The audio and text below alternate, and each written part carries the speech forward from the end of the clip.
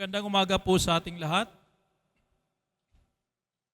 Muli, maraming salamat sa Diyos sa pagkakataon na binigay niya sa atin upang tayo po muli ay magkasama-sama para sa ating pagsamba sa ating Diyos. Ano po?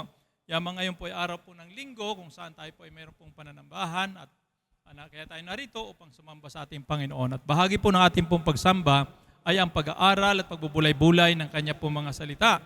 Kaya ngayon po ay dadako po tayo sa pag-aaral ng salita ng Diyos. Ando pa rin po tayo sa ating pong tema na vision to reality. Ano po? So, ang ating tampok pa rin po na character sa pag-aaral po natin ay walang iba kundi si Joseph the Dreamer. Ano po? Na mababasa po natin ang kanyang kasaysayan, ang kabuuan ng kasaysayan niya sa aklat po ng Genesis chapter 37 hanggang chapter 50. Muli ay tatanong ko lang kung binasa po ninyo yung Genesis chapter 37. Ano po? Anyway, basta bahala na ho kayo. Kasi nga, ang gusto, kaya po natin laging pinapaalala na basahin po natin yon upang kapag tayo po ay nag-preach, nag-aaral, ay dapat alam nyo na yung kwento. At ang kailangan nyo na lamang unawaan kung ano po yung mga aral na pwede po nating mapulot, makuha mula doon sa ating pong mga aralin. Okay? Tayo po ngayon ay dadako sa pag-aaral ng salita ng Diyos. Ang ating pong talakay ngayon ay faithful in foreign places. Yan, kung tayo po ay may Biblia, ay basahin po natin ito sa aklat po ng Genesis chapter 39 verse 1 hanggang verse 6. Ganito po ating po mababasa. Now the Ismailites had taken Joseph to Egypt and sold him to Potiphar, one of the king's officers, who was the captain of the palace guard. The Lord was with Joseph and made him successful. He lived in the house of his Egyptian master. Verse 3, who saw that the Lord was with Joseph and had made him successful in everything he did. Verse 4, Potiphar was pleased with him and made him his personal servant. So he put him in charge of his house and everything he owned. From then on, because of Joseph, the Lord blessed the household of the Egyptian and everything that he had in his house and in his fields. Verse 6, Potiphar turned over everything he had to the care of Joseph and did not concern himself with anything except the food he ate. Joseph was well built and good looking. Yan, pagpalain po ang pagkabasa ng salita ng Diyos. Bago tayo magpatuloy, tayo muna sumaglit na yumuko at manalangin. Dakilang Diyos, aming amang banal na makapangyarihan sa lahat, sa ngalan ni Kristo Jesus. Muli, kami po ay lumalapit, dumudulog sa inyo aming Ama, at kinikilala po namin ang iyong kapangyarihan at kapamalaan sa aming mga buhay. Salamat po sapagkat muli sa umagang ito, kami po ay binigyan mo ng pagkakataon upang tunghayan, pag-aralan, pagbulay-bulayan ng inyo po mga salita aming Ama. Inaamin po namin sa aming mga sarili na wala kami magagawa kung ikay wala sa amin, kaya sa inyo lamang kami lubos na umasa at nagtitiwala. Ang aming pong panalangin nawa ay patuloy po ninyong pagharian ng aming mga pulso, pangunahan ng aming mga buhay, turuan nyo kami o Diyos, sa magitan, Panginoon, ng mga salita mo. Hayaan mo ang banal na Espiritu ang siyang mamayani sa aming kalagitnaan. Siya magturo sa buhay ng bawat isa po sa amin, magpalaho sa amin. Hayaan, Panginoon, ng tagumpay po ay aming pumakamtan sa magitan po ng pag-aaral ng mga salitang ito.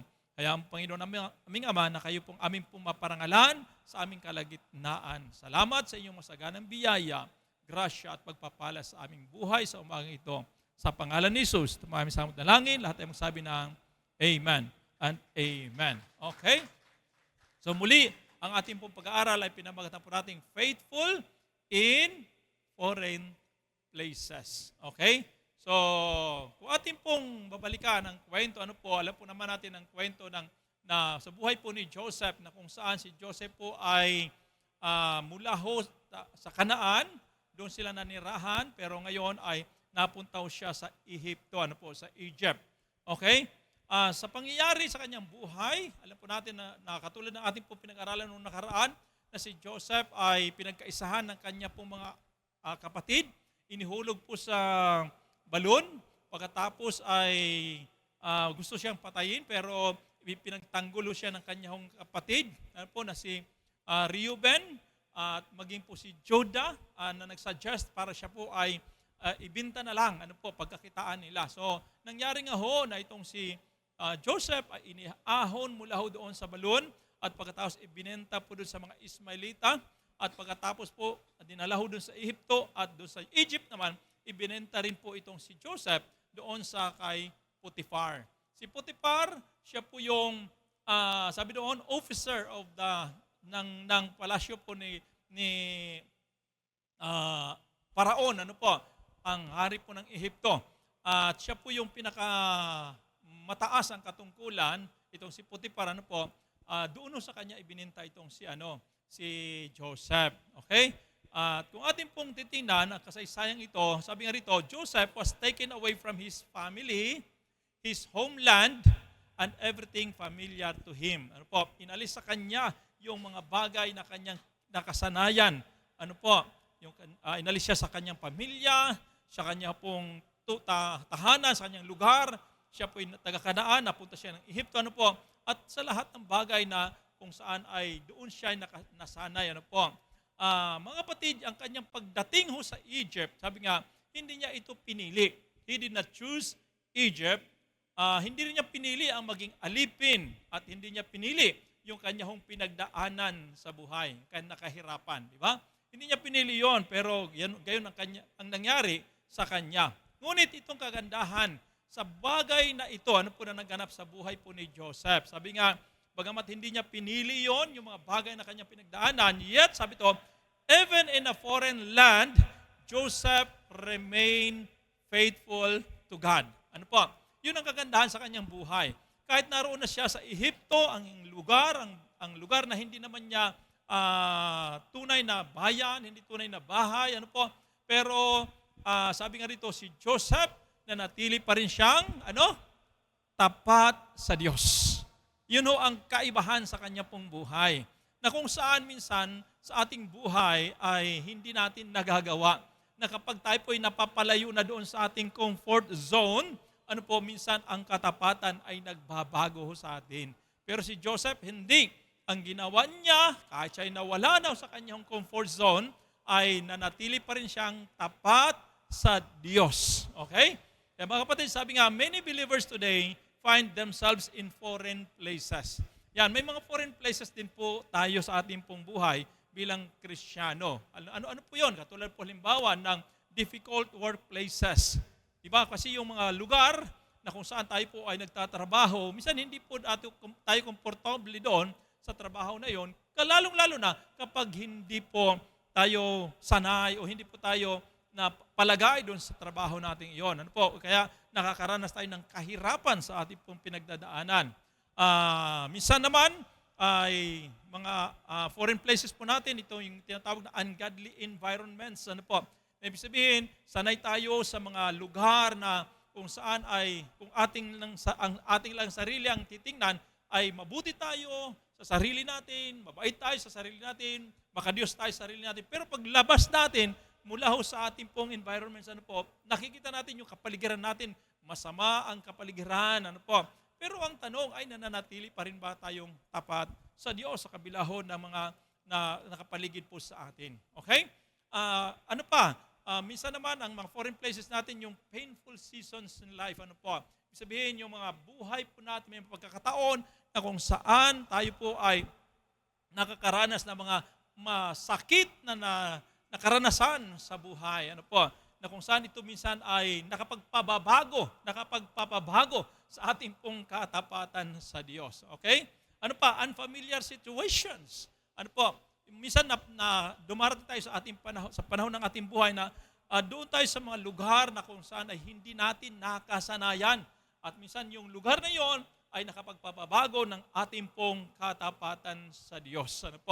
Pero mga kapatid, ay hindi gayon si Joseph. Hindi gayon si Joseph. Ang si Joseph, siya ay nanatiling tapat sa Diyos. Kaya nga, sabi rito, Joseph showed us that no matter where God places us, we can remain faithful and devoted to Him. Diba? ito ay pinapakitang aral sa buhay po ni Joseph na kahit saan daw po tayong dalhin ng Diyos, saan man tayo makarating, saan man tayo mapunta, katulad ni Joseph, siya ho ay nanatili tapat sa Diyos. Sabihin po natin sa ating katabi, manatili kang tapat sa Diyos. Yan. Kaya doon niya ho natin kinuha yung ating pong pag-aaral. Ngayon ano po, kung saan ang pamagat po natin ay faithful in foreign places. Ano po, kahit saan ka nakarating, kahit sa lugar na kung saan hindi mo nakasanayan, dapat ang katapatan mo ay manatili katulad po ni Joseph. Tingnan natin ngayon sa ating pag-aaral mula ho doon sa ating pong binasa sa Genesis chapter 39. Ano po, verse 1 hanggang verse 6. Hindi na natin tinalakay yung Genesis chapter 38 kasi nung nakaraan na 37 tayo. Tapos yung 38 kasi ay nawala ho sa eksena si Joseph doon. Ano po, sa chapter 38. Kasi ang pinag-uusapan doon ay yung si Joda, ano po, at saka yung kanyang asawa, mga anak, ano po. Well, hindi nawala sa eksena doon sa chapter 38 si Joseph. Ngayon sa chapter 39 doon ulit pinag-usapan ang buhay po ni Joseph. Okay? So ngayon titingnan natin sa ating pag-aaral yung ano po ang matututunan natin na katapatan na mula ho kay Joseph. Ano po? Unang-una sa ating pag-aaral, sabi rito, faithful despite his condition.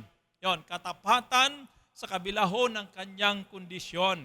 Yan ang una natin tatalakayin. Muli, balikan natin ang Genesis chapter 39. Basahin natin. Now, the Ishmaelites had taken Joseph to Egypt and sold him to Potiphar. Ano po? One of the king's officers who was the captain of the palace guard. Okay? Sabi ito, the Lord was with Joseph and made him successful. He lived in the house of his Egyptian master. Okay, mula din sa mga talatang ito natin pong binasa, unang-una, gusto po natin sabihin, nung si Joseph po ay nakarating sa Egypt, ano po, hindi po siya isang prinsipe, kundi siya po ay isang slave. Di ba? Bakit? Kasi nga, actually kung ating pong babalikan, ano po, nung siya po ay nasa Kanaan, prinsipe ho siya. Prinsipe ho siya doon. Kung sa ano ay talagang mahal na mahal siya ng kanyang tatay, talagang siya po ay tagapagmana ng kanyang tatay, pero inalis ho siya mula ho doon. Ano po? Pero ngayon nung nakarating siya sa Egypt, ano po, buti sana kung pagpunta niya doon ay maganda ang kanyang sitwasyon. Para bagang nag-abroad lang ho siya at maganda ho ang kanyang kahinatnan. Pero ang malungkot, pagdating niya doon ay slave po siya. Alam niyo po, hindi ho madali yung slave, yung alipin. Hindi ho madali yon sa kadahilanan. Siya ho ay, pag sinabing alipin, ay wala kang karapatan para sa iyong sarili. Kasi binili ka, hindi ikaw may pag-aari sa iyong sarili. Yun ho ang alipin nila ngayon. Hindi katulad ng mga alipin ngayon, ano po, yun ang mga alipin noon. Hindi katulad ng mga alipin ngayon na kung saan tayo ngayon, pag nagpaalipin tayo, minsan may karapatan pa rin tayo. Bawal tayong kantihin. Minsan ay talagang pinagtatanggol pa natin ang ating sarili. Noon hindi. Pag sinabing alipin ka, wala kang karapatan para sa iyong sarili. Kahit anong gawin sa iyo, ay pwedeng gawin noong amo mo kasi binili ka niya, pag-aari ka niya. Ganun ho ang alipin. Katulad halimbawa ng, gusto kang patayin, pwede. Wala kang reklamo doon. Hindi mo pwedeng pagtanggol lang yung sarili. Ganon ang isang alipin noong unang panahon. Kaya pag-aari sila ng kanilahong amo na bumili ho sa kanila. Ganyan ang kalalagayan ni Joseph. Wala siyang karapatan para sa kanyang sarili. Siya po ay isang slave nung dumating po sa Egypt. Kaya lamang, sa mga pangyayaring iyon, ano po, na kung sa kanyang pinagdaanan mula ho sa balon, tapos na ibinta siya doon sa mga Ismailita, tapos ibininta ulit doon sa mga sa kay Potiphar, tapos pagdating doon, buti sana kung maganda ang kanyang kalalagayan, kundi bago siya po ay naging alipin. Sabi nga, he had every reason to become bitter. Diba? Meron siyang dahilan para sumama ang loob. Ano po? He had reason to become angry. Pwede siya magalit. Pwede niya sabihin na wala na, hopeless na, wala na akong pag-asa sa buhay. Sa pinagdadaanan kong ito, para bagang wala na akong pag-asa. Pero sa kabila ng lahat, ito ho ang kagandahan sa buhay po ni Joseph. Sabi nga ng Biblia, Sabi ng Bible, patungkol kay Joseph, ano sabi? And the Lord was with Joseph. The Lord was with him. Ano pa? Yun ang kagandahan. Kasi mga kapatid, yun ang pinaka-importante sa lahat. Anumang kondisyon ng iyong buhay, anumang sitwasyon nating pinagdadaanan, hindi ho importante kung ano man ang klaseng kalalagayan ho natin, ano man ang ating posisyon, kondisyon sa buhay natin, ang importante dito ay sumasa iyo ang Diyos. Mga kapatid, saan ka man makarating, ano man ang iyong sitwasyon sa buhay, ano po, ang mahalaga lagi ay sumasa iyo ang Diyos. Yan, sabihin po natin sa ating katabi, sumasa iyo ang Diyos. Yan. Di ba? Dapat sumasa atin po ang Panginoon. Iyon ang pinaka-importante sa lahat. Kahit pa ikaw ay ibaon sa lupa, ihulog sa balon, ang mahalaga, kasama mo ang Diyos. Di ba? Kaya nga may kanta ho tayo, dumaan man ako sa ilog, hindi ako malulunod. Dumaan man ako sa apoy, hindi ako masusunog. Kasama natin ang Diyos. Yan. Kung ikaw halimbawa ay gugustuhin mo ba mapunta sa impyerno kung ang Diyos ay naroon sa impyerno? O kaya ay gugustuhin mo ba mapunta sa langit kung ang Diyos ay wala ho doon? Mga kapatid, kahit saan ka naroon, mahirap na tanong yun ha? Mahirap na tanong yun, pero ang totoo niyan ay ganito. Kahit saan ka naroon, basta kasama mo ang Diyos, gugustuhin mo yon dapat. Di ba? Wala namang issue yung impyerno kung ang Diyos ay kasama mo doon. Yung problema lang, ang impyerno, pag napunta ka ng impyerno, hindi mo kasama ang Diyos. Di ba? Kasi, totoo naman talaga yon. Anong kwenta kung mapunta ka sa langit kung hindi ka naman, wala naman doon ang Diyos. Di ba? Kung halimbawa lang, kung wala doon ang Diyos, hindi ka, kaya nga di ba naalala niyo si Moises, nung sila ay papunta doon sa Kanaan, okay, nung si Moises ay papunta sa Kanaan, sabi ng Diyos, sabi ng Panginoon sa Kanaan, sige, pumunta na kayo sa Kanaan, doon ay maraming honey, doon ay marami pong mga ani, marami pong mga mapapakinabangan po doon. Di ba? Pero anong sabi ng Diyos kay Moises? Pero hindi ko kayo sasamahan. Magpapadala ako ng anghel sa inyo. Sabi nga doon, sasamahan kayo ng angel ko. Pero ako, hindi sasama sa inyo. Anong sagot ni Moises? Panginoon, kung hindi mo man lang kami sasamahan, huwag nyo na lang kaming dalhin doon sa Kanaan. Dito na lang kami sa lugar na ito. Di ba? Kaya para kay Moises, hindi issue yung lugar. Ang issue ay kung kasama mo ba ang Diyos. Yun ang pinakamahalaga sa atin mga kapatid. Anumang kondisyon ng ating pong buhay, napaka-importante lamang na kasama talaga natin ang Diyos. Kaya nga sabi to, Joseph's circumstances changed, but his commitment to God did not. Di ba? Nagbago ho ang mga kalalagayan, ang mga pangyayari sa buhay po ni Joseph. Di ba? Ang dami po niya pinagdaanan mula ho sa balon, patungo po sa pagbinta sa kanya. Ang dami niya pinagdaanan sa buhay. Ano po? Mula ho sa Kanaan, papuntang Ehipto. Masakit po yung kanyang pinagdaanan. Pero sabi nga, maraming circumstances ang nagbago, pero ang kanyang commitment sa Diyos ay hindi nagbago. Yun ang kagandahan. Ano po? Hindi nagbago. Saan, mga kapatid? Saan ka man makarating? Saan ka man naroon? Ano man ang iyong sitwasyon? Ano man ang iyong kalalagayan? Saan ka man dalhin ng Diyos? Saan ka man mapunta? Ang gusto makita sa atin ng Panginoon, yung ating pong katapatan sa Kanya ay huwag dapat magbabago. Ano man ang iyong kalalagayan? Ano man ang iyong sitwasyon sa buhay? Dapat ang ating commitment sa Kanya ay hindi dapat nagbabago. Amen ba yun? Sabihin po natin sa ating katabi, huwag kang magbabago sa Diyos. Ayan, di ba? Huwag kang magbago sa Diyos. Sabi rito, our condition does not determine our faithfulness. Yan. Di ba? Kahit anumang kondisyon ng ating pong buhay, hindi po yun ang magsasabi ng ating pong katapatan. Kaya sinasabi po natin na kahit ano po ang sitwasyon ng ating buhay, dapat tapat pa rin tayo sa ating Panginoon. Sabi nga, we may be overlooked, maaaring hindi ho tayo napapansin, pero kahit hindi ka napansin, halimbawa, dapat tapat ka pa rin sa Diyos. May ginagawa ka pero wala akong pumapansin sa iyo, ano dapat mong gawin? Tapat pa rin sa Diyos. Maglingkod ka pa rin sa Panginoon. Dapat ang inisip mo ay, bahala kayo dyan. Bahala kayo, ayaw nyo ko pansinin. Basta ako ay naglilingkod sa Diyos. Di ba? Hindi natin kailangan ng papuri ng tao. Ang kailangan natin ang papuri ng Diyos. Ano po? Maybe we may be mistreated. Ano po? Maring tayo daw po ay minsan minamaltrato o kaya nakakaranas ng mga pagmamaltrato. Pero ang tanong, tapat pa rin ba tayo sa Diyos? Dapat maging tapat pa rin tayo. Maybe we are struggling financially. Ang tanong, magiging tapat ka pa rin ba sa Diyos?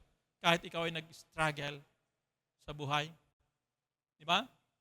Lalo na pagdating mo sa pera. Panginoon, bakit ganoon? Kung kailan ako naglilingkod sa iyo, bakit saka naman wala hong pera? Saka naman naghihirap sa buhay. Di ba? Panginoon, kung kailan kami tapat sa iyo, bakit doon pa kami minsan ay nahihirapan? Di ba? Ang tanong, tapat, mananatili ka ba bang tapat sa Diyos? O magbabago ang iyong katapatan? Kaya minsan yung iba kapit sa patalim pagdating ho sa kahirapan ng buhay. Di ba? Minalala ko ako napanood sa Facebook ang question po niya, Pastor, sabing ganon, ano ba ang gagawin namin sa aming pastor na nakita ho namin sa kasino? Yan. Ano bang dapat namin gawin sa aming pastor na nakita namin sa kasino? Ayan, di ba? Ang tanong lang, sabi nung nagpapayo na pastor, sandali lang. Dahil ikaw ay miyembro, huwag mo kaagad hatulan si pastor kung bakit nandun siya sa kasino. Baka mamaya, kaya siya nandun, nag-evangelize pala. Baka mamaya, kaya siya nandun, mayroon palang kakatagpuin na tao, doon sila magkikita.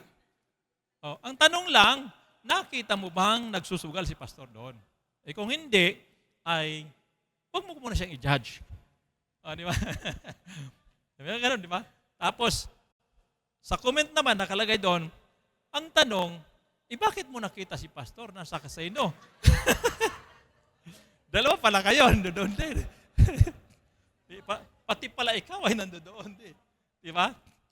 Hindi. Mga kapatid, kung tayo nakakaranas ng mga struggle sa buhay, huwag ko tayong kapit sa patalim. Ano po? Yan na kailangan manatili pa rin tayong tapat sa Panginoon. Di ba? O hindi naman talaga natin may pagkakailanan sa mga panahon natin, ay talagang mayroon pong mga struggle sa buhay, napakahirap. Ano po? Marami pong nagtataasan po ang mga bilihin, di ba? Nagtataasan po yung mga yung crudo gasolina, di ba?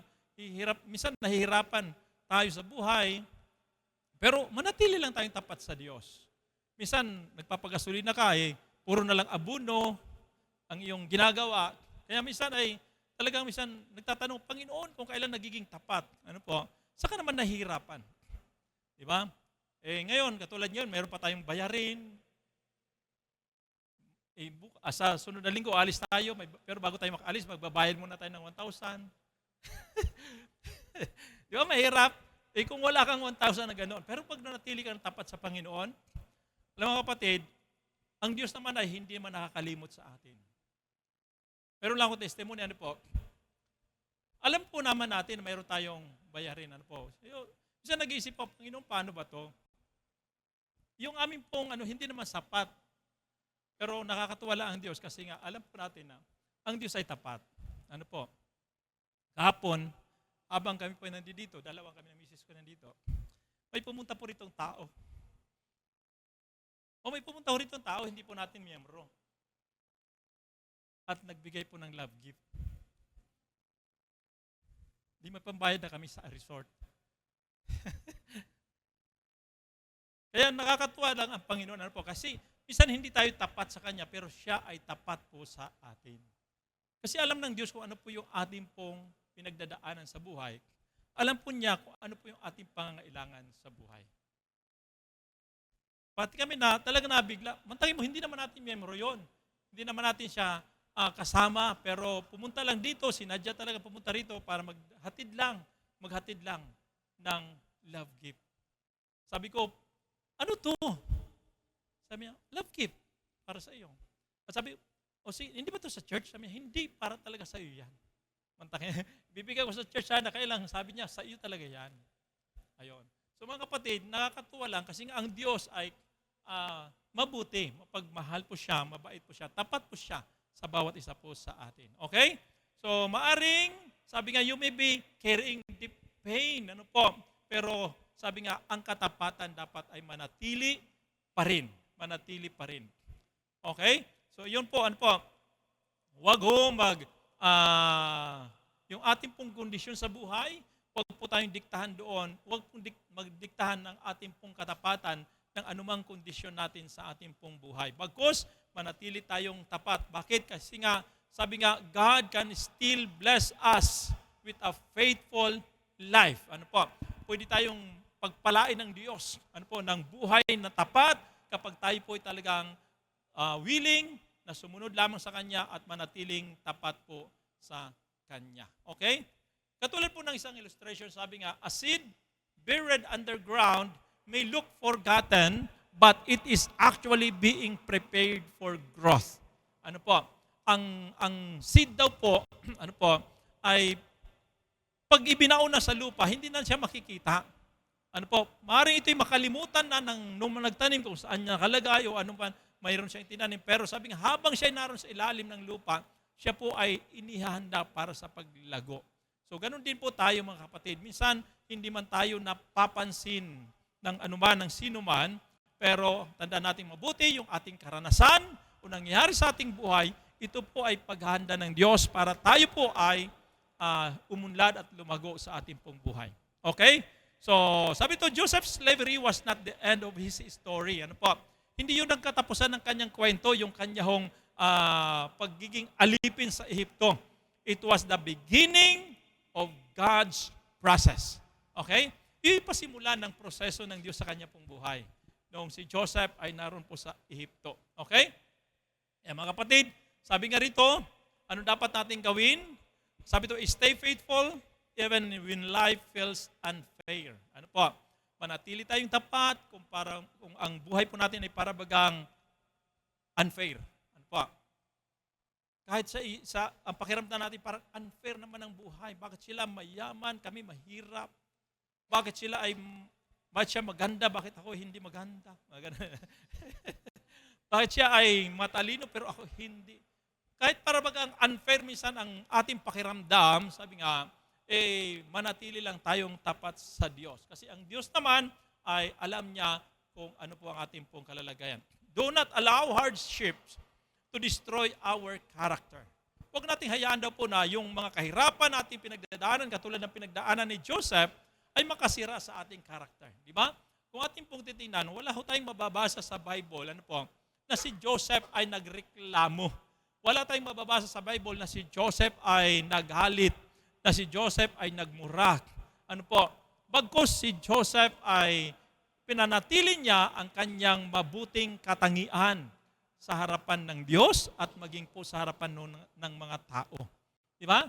Kaya ho, huwag daw po natin hayaan na yung kahirapan na ating pinagdadaanan ay makasira sa ating pong character. Okay? Anong dapat natin gawin? Just trust God in unfamiliar seasons. Okay? Magtiwala lang lagi sa Diyos. Kahit sa mga panahon na hindi ho natin nakasanayan, ano po, katulad ng karanasan po ni Joseph, hindi niya nakasanayan yung mga pinagdaanan niya, pero nanatili siyang tapat sa Diyos. Mga kapatid, huwag po nating hayaan na masira ho ang ating pong character. Kaya sa pangalawa, sa ating pag-aral, nakatapatan ni Joseph, ano po, sabi ito, faithful in his conduct. Ayan, faithful in his conduct. Sa Genesis chapter 39, verse 3, basahin po natin. Who saw that the Lord was with Joseph and had made him successful in everything he did. Potiphar was pleased with him and made him his personal servant, so he put him in charge of his house and everything he owned. Okay? So ano pong napansin natin mula doon sa mga talata ating pong binasa? Na may napansin po si Potiphar, ano po, kay Joseph. Potiphar noticed something different about Joseph. Kakaiba ho ang nakita niya doon kay Joseph. Anong kanya nakita? Yung kanyang, una-una, yung kanyang attitude. Okay? Napansin niya, ang bait ng batang ito. Ano po? Ang bait ng batang ito, hindi mareklamo habang siya po ay naroon na sa kay Potiphar, nagtatrabaho na siya. Ang napansin unang-una ni Potiphar sa kanya ay yung kanyang attitude, yung kanyang conduct, yung kanyang character. Ano po? Talagang nakita ang kabaitan. Mga kapatid, napaka-importante natin yan sa buhay po natin, yung ating pong character. Ano pa? Ang nakita ni Potiphar, ano po sa kanya, yung kanyang work ethic. Ano po? His work ethic. Ibig sabihin, itong taong ito, itong batang ito, si Joseph, ano po, habang siya ay nagtatrabaho, tapat po siya sa kanyang trabaho. Hindi siya nagrereklamo at hindi siya mapanlamang doon sa kanyang mga kasamang alipin. Actually kasi palace guard yun official yun So ibig sabihin, hindi lang si Joseph actually ang katulong o alipin sa lugar na yon. Ano po? Marami siyang makasamahan. Siguro iba yung tagapagluto, iba yung gardener, iba po yung mga tagapaglinis, ano po? Iba pa yung babysitter, kung ano man, ano po? So, nakita ho si Joseph ay hindi siya mapanglamang. Hindi rin siya mareklamo. Ano po? Nakita sa kanya yung kanyang pagtatrabaho. Tapat ho siya, ginagawa po niya ang pinag-uutos sa kanya. Yung tungkulin na mayroon po siya. Ginagawa niya ang lahat. Ano po? Yan ho si Joseph. Yun ang napansin sa kanya ni Potiphar. Ano pa? Sabi nga, and his spirit, ano po? Reflected God's presence. Yun ang napansin sa kanya ni Potiphar. Ano po? Yung kanyang buhay mismo, yung kanyang pagkatao mismo, yung kanyang espiritu, sabi dito, ito'y nagre-reflect po ng presensya ng Diyos. Kaya nga, doon sa ating pong unang binasa kanina, sabi dito, na napansin po ni Potiphar na ang Diyos ay sumasakay Jose. Ano po? Sumasakay Joseph. Ano po? Itong Diyos, ang Diyos. Ano po? Kaya makikita po natin na talagang si Joseph ay tapat lang talaga sa kanyang trabaho tungkulin. Ano po? Kaya ang kanyang character, yung kanyang conduct ano po, ay pinakita niya na talagang mabuti. Okay? At then sabi rito, pangalawa, Joseph served with excellence even when nobody owed him anything. Yung nakagandahan po kay Joseph ano po, because of his goodness, dahil sa kanyang mabuting kalooban, sa kanyang mabuting character or conduct, ano po, sabi rito, siya po ay kapag naglingkod, nagtrabaho, he worked it, ano po, with excellence. Talagang ginagawa niya ang pinaka-the best niyang magagawa kahit wala hong nakatingin sa kanya. Diba? Minsan kasi masipag lang ho tayo kapag mayroon nakatingin. Ay, andyan si brother, andyan si sister, andyan si pastor. Sipagan ho natin, galingan ho natin. May nakatingin ho sa atin. Pero pag wala ho tayong sipag na ginagawa. Pero ito si Joseph, maganda po. Kasi nga, kahit wala ho nakatingin sa kanya, wala ho siyang utang na loob, walang utang na loob sa kanya, pero ang kanyang ginagawa ay talagang tapat lang siya, ginagawa niya ang kanyang trabaho with excellence. Ano ibig sabihin ng excellence? Yung pinaka-the best niyang magagawa ay ginagawa po niya. Di ba? Excelente. Okay? So ngayon, sabi ito, faithfulness is seen in daily conduct. Ano po? So ang katapatan daw po, ito ay makikita dapat sa atin sa araw-araw nating pag-uugali. Di ba? Ganyan ho na makikita. Kasi nga, minsan makikita ho sa atin, mabait tayo ngayon. Pero ang tanong kaya, bukas, mabait ka pa rin. Susunod na bukas, mabait ka pa rin ba? Di ba? Dapat sa daily conduct po natin, sa araw-araw nating pag-uugali, doon makikita ang katapatan natin sa Diyos at sa ating kapwa. Di ba? Doon natin masusukat yon sa araw-araw na buhay. So, kaya kailangan as Christians, ipakita natin araw-araw ang ating pong kabaitan, ang ating pong kabutihan. Okay? Araw-araw. Sabihin po natin araw-araw. Yan. Araw-araw. Anong kanta natin? Yan. Araw-araw kasi yan. Dito araw-araw kabutihan. Araw-araw kabaitan. Dapat. Ano po? Hindi po yung paminsan-minsan lang mabait tayo. Hindi po, kinakailangan araw-araw katulad ni Joseph. Okay, sabi to, our testimony must be visible not only inside the church, but outside the church as well. Di ba? Ang atin daw pong testimony, kabaitan, kabutihan, okay, dapat ay nakikita hindi lamang sa loob po ng simbahan, kundi maging sa labas din po ng simbahan. Okay? Ang tanong, mabait ba kayo sa simbahan? Kung mabait kayo sa simbahan, dapat mabait din kayo sa labas. Di ba? Kung anong karakter natin dito sa loob ng church, ay dapat ganun din po ang ating pong karakter sa labas. Halimbawa, sa trabaho.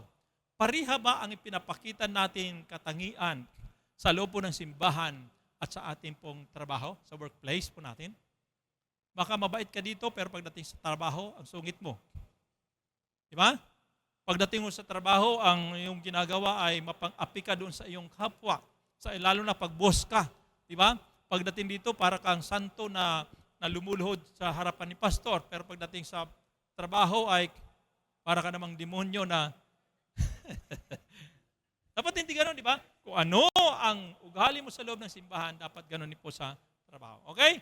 Ano pa? Sabi to, at school, yung mga bata, ano po, sa mga nag-aaral, yung ugali mo ba sa loob po ng simbahan ay gano'n din po pagdating ho sa school? Diba? Dapat ay gano'n din po. Ano po? Kinakailangan makita po natin. Sa loob po ng tahanan, pariha lang ba? Pariha lang ba ang ating po ugali sa simbahan kaysa doon sa ating pong tahanan? O mas mabait tayo pag nasa church lang? Diba? Kaya minsan sabi po ng isang bata, tatay, mas gusto ko pag ikaw ay nasa church. Kasi mabait ka eh. Di ba? Bakit? Kasi pag nasa bahay ka, ang sungit mo. Dapat hindi gano'n. Ano po? Kung ano tayo sa loob ng simbahan, ay dapat gano'n din po tayo pag nasa loob po ng tahanan. Okay? At sa panahon po ng mga private moments po natin, tayo ba ay katulad pa rin ba ng ugali sa pag tayo po naroon sa loob ng simbahan? Baka mamaya, mabait tayo sa harapan po ng marami, pero pagdating sa ikaw na lang mag-isa, ay hindi na ho mabait ang ating pinapakita. Hindi na kabaitan natin pinapakita. Nagbabago na. Mga kapatid, huwag ho tayong magbago. Manatili tayong tapat, ipakita natin ang ating pong mabuting pag-uugali, hindi lamang sa loob ng simbahan, maging sa labas po ng ating pong simbahan. Lalong-lalo na pagdating po sa ating mga tahanan. Di ba? Kailangan maging mabait po tayo maging sa ating pong bahay. May mga mahal tayo sa buhay na nanonood po sa atin. Di ba? Mayroon tayong magulang, may asawa, may mga anak, may mga kapitbahay na dapat po mapapakitaan po natin ng ating pong pag-uugali. Di ba? Kaya kung dito sa church ay mabait po tayo, dapat pagdating natin sa bahay, makita din po yung ating pong kabaitan na iyon. Katulad ni Joseph, wala siyang pinipiling lugar para siya po ay maging mabait. Sa lahat ng lugar, sa lahat ng dako, sa lahat ng kondisyon ng kanyang buhay, ay ipinapakita niya ang iisang klase ng character. Okay?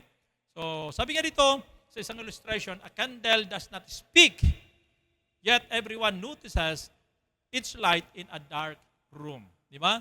Maging po ang kandila, sabi nga, hindi daw po ito nagsasalita. Pero ito ay napapansin kapag siya po ay nasa madilim na lugar. So ganun din po ang buhay natin. Hindi man tayo magsalita, pero dapat napapansin po ang ating buhay. Lalo na kapag nasa labas po tayo. Kaya sabi ng Bible, let your light so shine before men that they may see your good works and glorify your Father in heaven. That they may see your good works. Sana hindi lang good works kung makita sa atin. That they may see your conduct. That they may see your attitude. That good attitude, That they may see your kindness, and glorify your Father in heaven. Diba? Dapat ganun. Ipakita natin ang liwanag ng ating pong buhay. Okay? In the same way, Joseph's life spoke loudly in Egypt. Diba? Kahit ang ang Ehipto kasi, ang Egypt, ay larawan po yun ng mundo. Ano po, ang Kanaan ay larawan po yun ng bayan ho ng Diyos. Ano po, pero yung Ehipto, ito ay larawan ng mundo. Ano po, na kung saan ay madilim ang lugar na iyon dahil sa ang mga tao po doon ay mga sumasamba sa mga Diyos-Diyosan. Masasama po yung mga tao doon. Kaya nga, nung si Joseph ay naroon sa Ehipto, hindi po siya nagsasalita. Pero ang kanyang buhay, sabi nga, spoke loudly in Egypt. Nagsasalita yung kanyang buhay ng malakas doon sa Ehipto. Bakit? Ipinapakita niya ang tunay na buhay ng isang totoong may Diyos. Mga kapatid, hindi po natin kailangan na magsalita. Minsan, ano po? Minsan, di ba, nag-evangelize tayo, kailangan magsalita. Pero minsan, hindi lamang lagi sa pamamagitan ng pagsasalita para ang tao ay maniwala ho sa Diyos. Ang tinitingnan nila at binabasa nila ay yung ating pong buhay. Amen ba yun? Para tayong mga isda na nasa loob po ng aquarium, na lahat po ng kilos ng isda ay tinitingnan ho ng tao. Diba? Ganon din po tayo, habang tayo po ay narito sa mundong ito, tinitingnan nila tayo. Kumusta kaya ang taong ito? Ba't ang sungit nito? Siguro hindi ito born again. Bakit ang babaeng ito? Bakit ang lalaking ito ay ganito ang ugali? Siguro, Kristiyano to. Di ba? Born again ito. Yan, di ba? Yan mga kapatid, makikita, malalaman ang ating pong buhay sa pamagitan ng ating pong mga ginagawa o sa pamagitan ng ating pong pag-uugali. Okay? So ito po si Joseph. So ngayon, kung paanong nagsasalita, kumbaga, ang buhay po ni Joseph sa Egypt, ano po ang dapat po nating gawin? So okay? So tayo naman din ay ganun din dapat. Sa pagtatrabaho po natin, sabi nga, work with integrity. Di ba?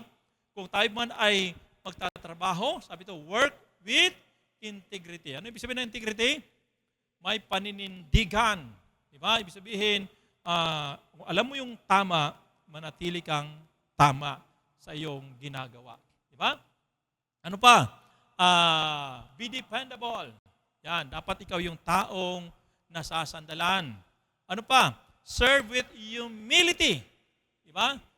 Yun ang dapat natin gawin. Kasi si Joseph, hindi siya nagmamalaki. Wala siyang maipagmalaki actually, kasi nga siya po ay isang servant. Ano po? Siya po ay isang alipin.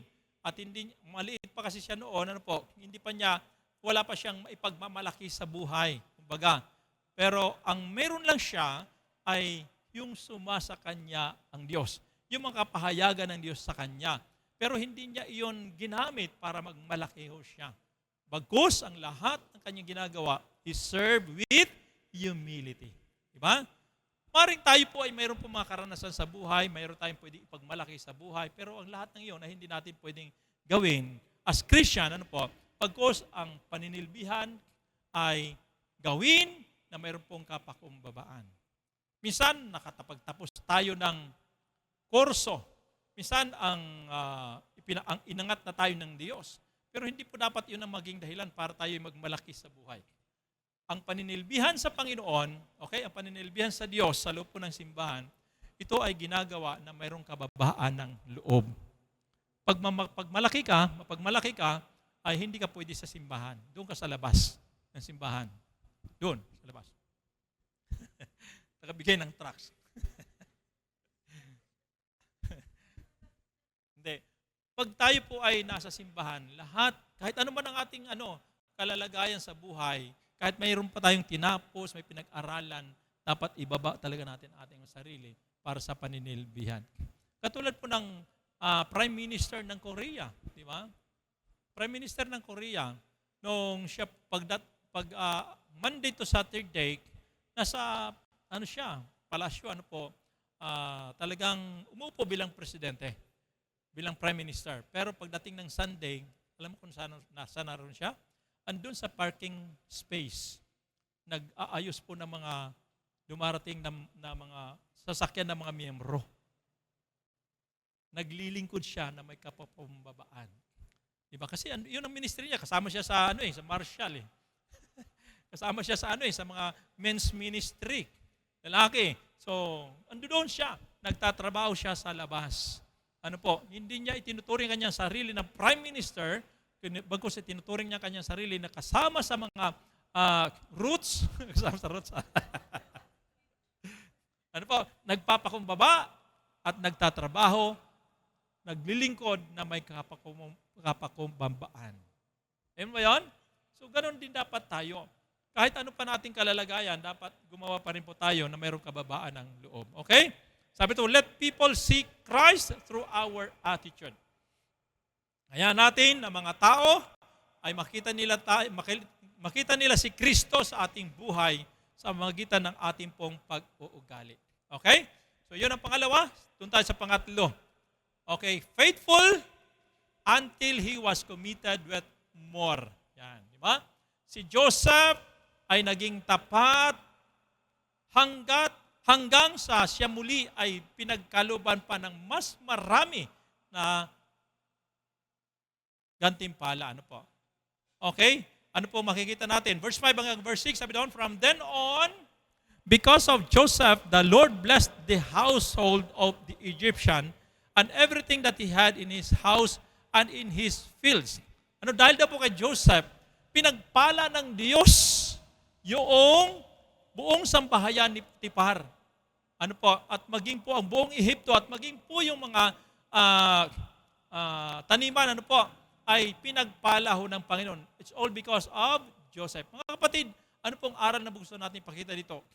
Tayo ay pwedeng pagpalain ng Diyos ang ating kapaligiran ng dahil lamang po sa atin. Alam niyo ba yon? We can be blessed, okay? We can be a blessing to others. Pwede tayong maging pagpapala para sa iba. Pwedeng pagpalain ng Diyos ang nakapaligid sa atin ng dahil po sa ating katapatan. Tandaan nating mabuti yan. Okay? Then sabi daw, Potiphar turned over everything he had to the care of Joseph and did not concern himself with anything except the food he ate. Joseph was well-built and good-looking. Ano pong napansin po natin dito?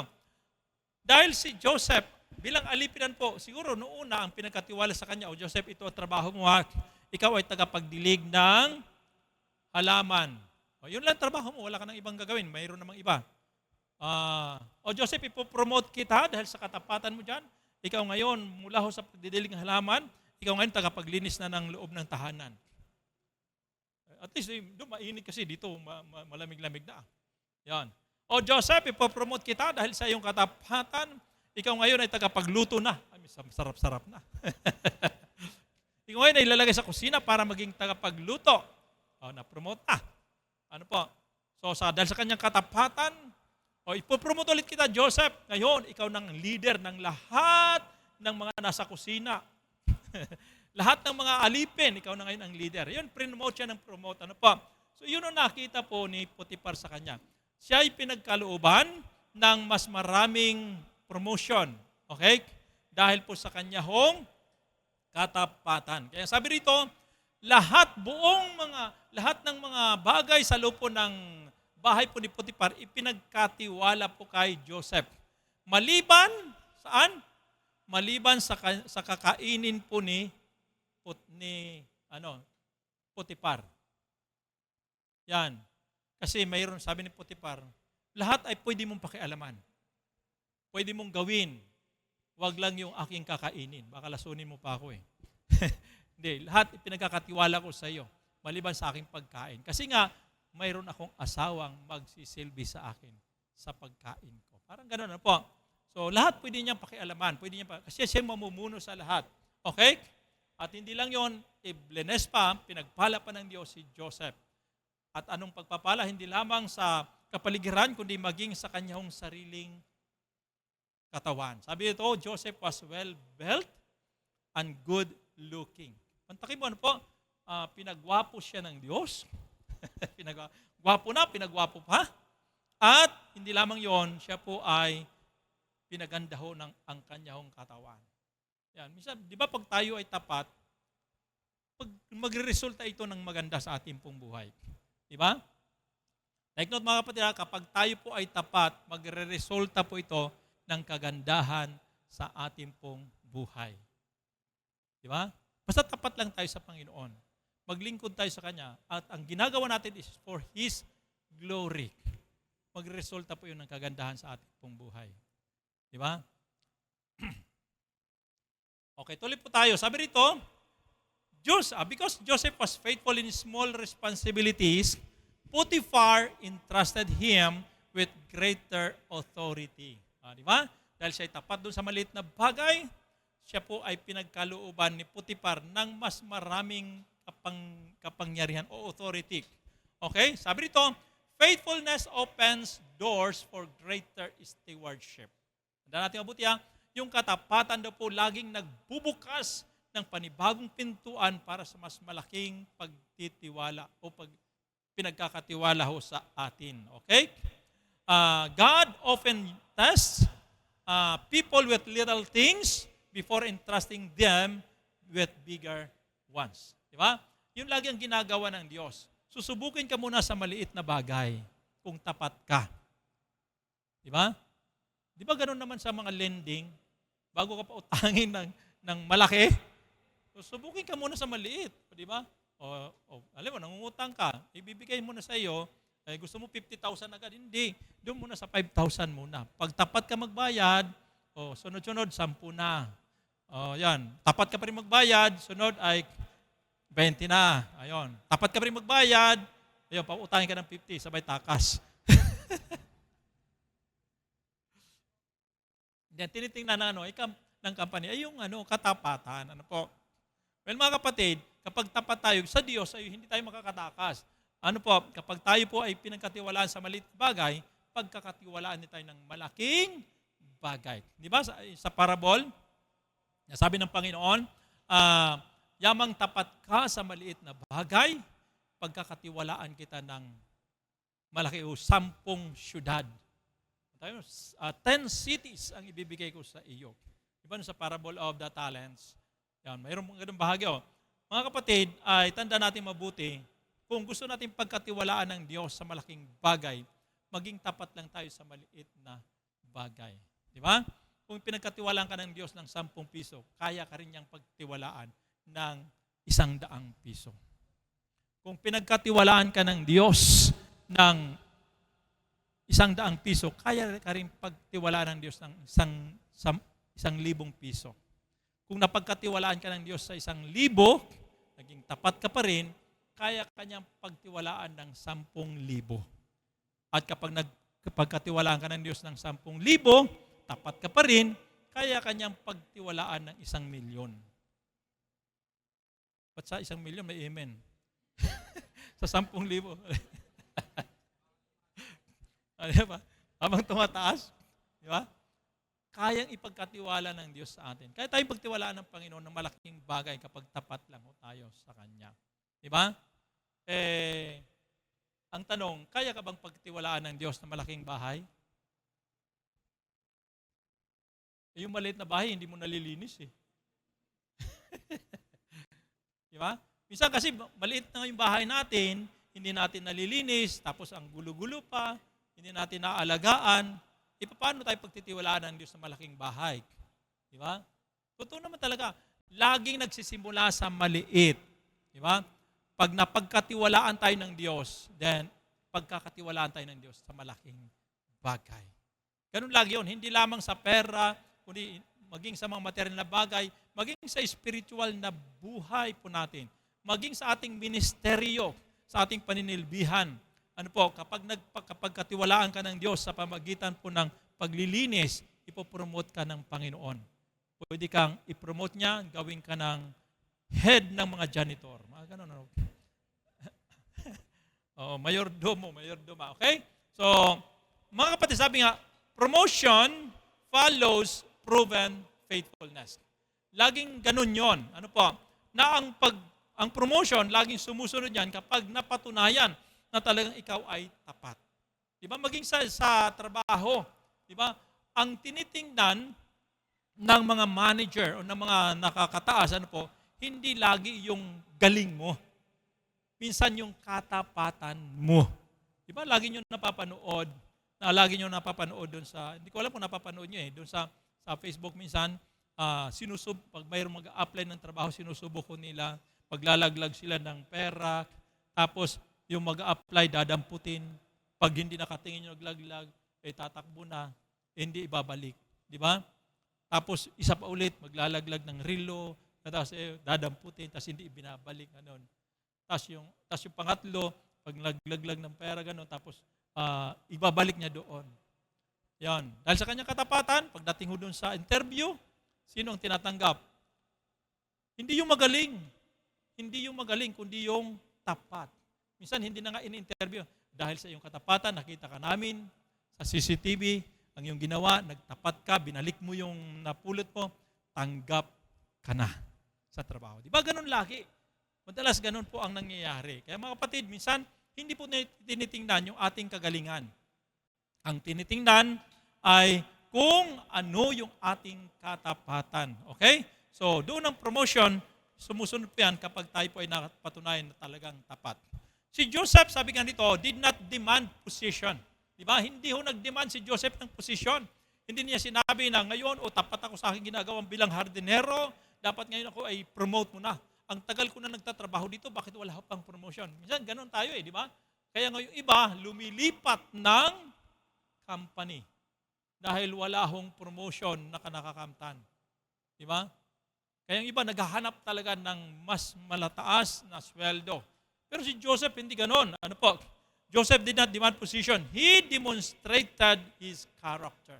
Basta ang pinakita lang niya ay ang katapatan, kabaitan, kabutihan. Yun lang kanya pinakita at napansin po yun ni Potiphar. Okay? Katulad halimbawa ng si David. Ilustrasyon na po. Si David, naging faithful lamang siya sa kanyang pag-aalaga ng mga tupa bago siya naging hari. Diba? Lagi may ganun. Ano pa? Na kapag tayo tapat sa maliit na bagay, gagawin tayo ng Diyos, ipopromote tayo ng ating Panginoon. Di ba? Kita natin si David, nag-aalaga lang siya ng tupa, pero hindi niya alam na ang buhay niya ay magiging hari pala siya. Ang Diyos ang gumawa sa kanya para maging hari. Okay? Sino pa? Sabi nga, God watches how we handle ordinary responsibilities before giving us extraordinary opportunities. Di ba? Nakatingin lagi ang Diyos sa atin. Lagi niyang tinitingnan tayo kung paano tayo mag-handle ng mga ordinaryong responsibilidad sa buhay. Bago tayo bigyan ng mga extraordinary opportunities. Ano po? Lagi hong ganun yon. Pero kapag ikaw yung naghahangad na mamuno, lagi kang naghahangad na makamit ang anumang promotion, minsan ay hindi ipagkakaloob sa iyo dahil sa sarili mong pagnanasa. Pero kapag ikaw ay hindi naghangad, bagkus ay pinakita mo lang iyong katapatan, minsan ang promotion ay dumarating doon. Okay? So, anong dapat natin gawin? Sabi rito, be faithful in small assignments. Yan. Kahit maliliit na assignments lang yan. Maging tapat lang ho tayo. Yan. Halimbawa, sinabi ni Pastor sa iyo, ito ang magiging trabaho mo. Tagapaglagay lang ng tubig sa sa water dispenser. Maging faithful ka lang, gawin mo lang 'yun. Lagi 'yun ang trabaho mo. Daring panahon na hindi na sa water dispenser lang ilalagyan mo. Sunod naman sa rice dispenser naman. Ipopromote.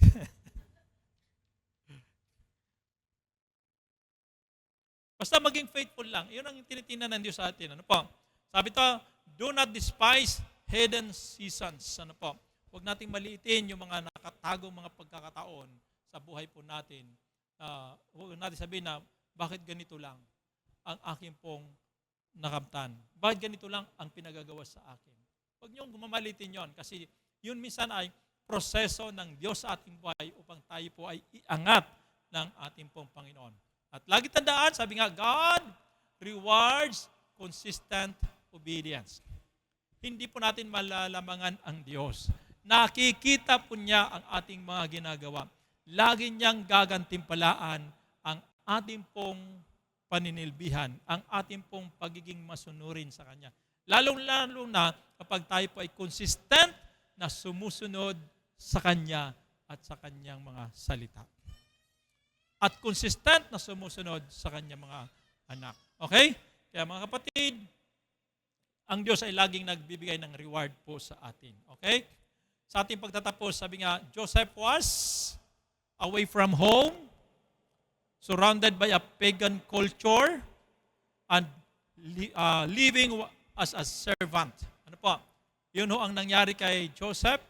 Siya po ay napalayo sa kanyang pamilya. Siya po ay napaligiran ng mga pagano at ang kanya kultura ng mga pagano dahil sa Ehipto iba ho ang kultura ho nila. Siya po ay nabuhay bilang isang alipin, hindi po prinsipe. Ano po? Pero ang kagandahan, sabi ito, he remained faithful. Sabihin po natin, he remained faithful. Yan. So, ganoon din po tayo dapat, ano po, saan man tayo maroon, ano man ang ating pong kalalagayan, we need to be faithful. Ano po? The secret of Joseph's life was not his talent. O, take note ha, ito ay magandang take out po natin. Ano po? Ito ay dapat iuwi ho natin. The secret of Joseph's life was not his talent, was not his intelligence, was not his position, bagkus ang secret ng buhay niya, ano? Ano ang sekreto? Okay. Ano ang sekreto ng buhay po ni Joseph? Faithful ba? And the secret is the Lord was with Joseph. Di ba? Hindi lamang yung katapatan niya, yes, pwede na rin po yun, na siya po ay talagang tapat, pero ang pinakamaganda sa lahat, ang Diyos ay sumasa kay Joseph. Di ba? Kaya mga kapatid, yun ang pinakamahalaga. Huwag po natin wawalain ang Diyos sa ating pong buhay. Doon natin makipapakita ang ating katapatan kapag ang Diyos ay lagi pong kasama ho natin. Kaya ang tanong natin, tapat ba lagi tayo sa Diyos? Saan ka man pumaroon, tapat ka ba sa Diyos? Yun eh.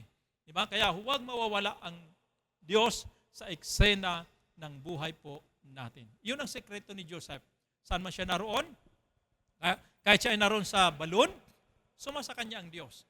Kahit siya po ay ibinenta doon sa mga Ismailita, sumasa kanya ang Diyos. Kahit siya ay ibinenta doon kay Putipar, sumasa kanya ang Diyos. Kahit siya ay naging alipin na, sumasa kanya ang Diyos. At sa mga susunod pa na mangyayari sa kanyang buhay, laging sumasa kanya ang Diyos.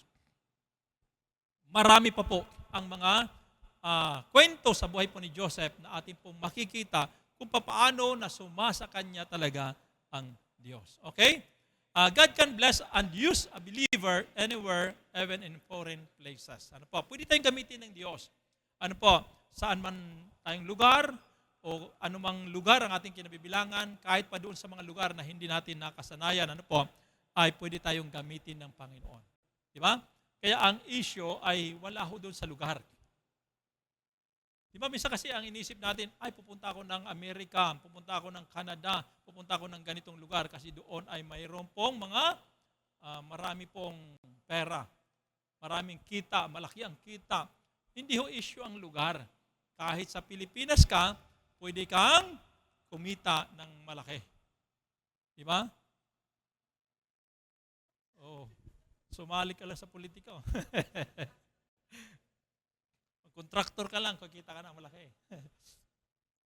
Di, mga kapatid, wala ho sa lugar yon. Di ba? Kahit nga sa mga lugar na mahihirap ang buhay, pwede ka pa rin naman pagpalain ng Panginoon. Okay? Kaya ang tanong natin ay ganito, are we going to remain faithful even when life becomes unfamiliar? Yan. Kahit ba ang buhay po natin ay hindi natin nakasanayan, ang tanong, mananatili pa ba tayong tapat?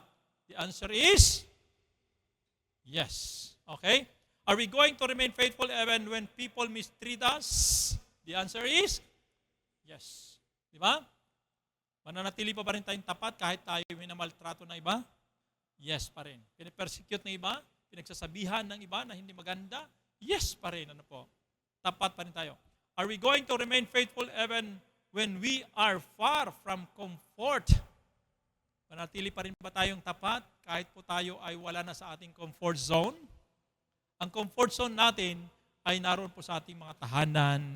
Naroon po, kaya nga there's no place like a home. Kahit ba wala ka sa bahay, ay mananatili ka pa rin tapat. Ang comfort zone natin ay nasa loob po ng simbahan. Dito komportable po tayo. Di ba?